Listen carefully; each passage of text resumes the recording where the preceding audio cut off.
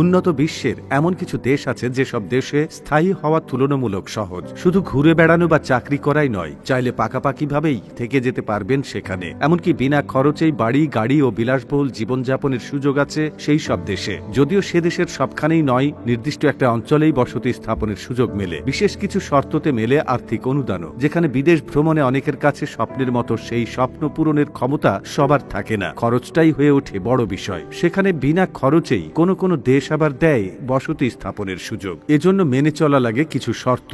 কেন সেখানে থাকার জন্য টাকা প্রদান করে সে দেশের সরকার, জানবো বিস্তারিত আয়োজনে। উন্নত দেশের নাগরিকত্ব পাওয়ার ইচ্ছে প্রায় সবারই থাকে, তাই নিজ দেশের চেয়ে সুযোগ সুবিধা বেশি, জীবনযাত্রার মান উন্নত এমন দেশগুলোতে স্থায়ীভাবে বসবাসের জন্য নাগরিকত্ব লাভ করতে চান অনেকেই। তবে সে সুযোগ মেলে না সহজে। মধ্যবিত্ত কিংবা নিম্নবিত্তদের কাছে এটা যেন একটা স্বপ্নের মতো বিষয়। তবে বিশ্বে এমন অনেক দেশ আছে যেগুলোর কোনো শহর হয় সম্পূর্ণ খালি হয়ে এসেছে, অথবা সেখানকার বাসিন্দারা বেশিরভাগই 40 বছরের বেশি বয়সী। সেসব দেশগুলো তরুণদের বসতি স্থাপনের জন্য কিছু ভালো দক্ষ কর্মচারী খুঁজছে। বিভিন্ন পেশায় পারদর্শী কর্মী প্রয়োজন, বিধায় তাদেরকে আকর্ষণ করতে দুর্দান্ত সব পদ্ধতি নিয়ে এসেছে এসব দেশের সরকার। এসব দেশের মধ্যে প্রথমেই রয়েছে গ্রিসের দ্বীপ অ্যান্টিকিথেরা, যেখানে মাত্র 50 জনেরও কম লোক বাস করে। এই দ্বীপে গিয়ে সেখানে জনসংখ্যা বাড়াতে যারা সাহায্য করবেন তাদেরকে 3 বছরের গ্রিক অর্থোডক্স চার্চ প্রায় 45,241 টাকা মাসিক উপবৃত্তি প্রদান করবে, এবং চার্চই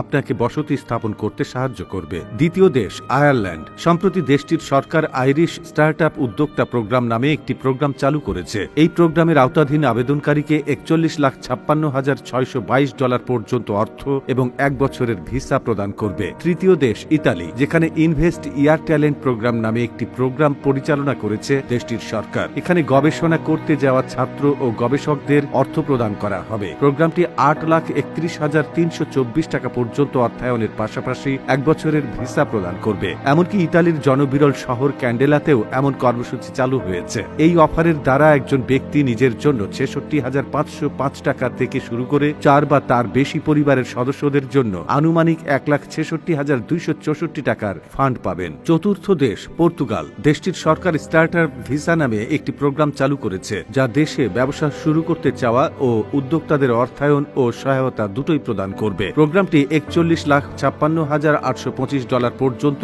অর্থ প্রদানের পাশাপাশি 1 বছরের ভিসা প্রদান করেছে। পঞ্চম দেশ অস্ট্রিয়া, যেখানকার সরকার রেড ব্রাইট রেড কার্ড নামে একটি প্রোগ্রাম অফার করছে। এর দ্বারা এই দেশে কাজ করতে ইচ্ছুক লোকদের অর্থ ও সহায়তা প্রদান করা হবে। ষষ্ঠ দেশটি হল সুইজারল্যান্ডের অপূর্ব সুন্দর একটি গ্রাম অ্যালভিনেন, যেখানে জনসংখ্যা মাত্র 250 জন। এই গ্রামের জনসংখ্যা বৃদ্ধির লক্ষ্যে সুইস সরকার আর্থিক সুবিধা প্রদানের জন্য একটি প্রোগ্রাম চালু করেছে। কেউ যদি তার পরিবারের সঙ্গে এখানে স্থায়ীভাবে বসবাস করতে চান, তাহলে প্রত্যেক প্রাপ্তবয়স্ক ব্যক্তিকে 23,63,098 টাকা ও শিশুকে 9,45,239 টাকা প্রদান করা হবে। এর বাইরে প্রায় একই রকম সুযোগ আছে বিশ্বের অন্যতম উদ্যোক্তা দেশ ডেনমার্কে। সুযোগ আছে স্পেনের পঙ্গা শহরেও। স্প্যানিশ সরকারও এন্টারপ্রেন ভিসা নামে একটি প্রোগ্রাম চালায়, যা দেশে ব্যবসা শুরু করতে চাওয়া উদ্যোক্তাদের অর্থ ও সহায়তা উভয়ই প্রদান করে।